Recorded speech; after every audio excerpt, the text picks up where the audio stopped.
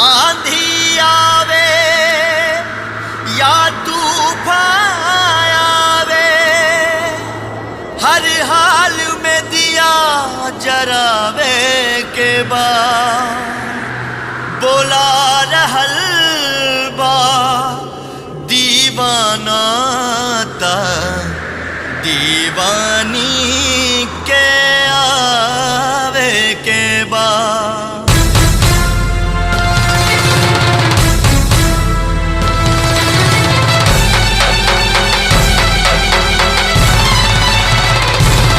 तू दीवानी हूँ ता आजा, आजा दिल के प्यास बुझा जा।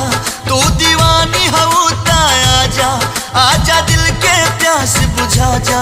ना तो प्यार तोहर झूठा, इकरार तोहर झूठा नाता।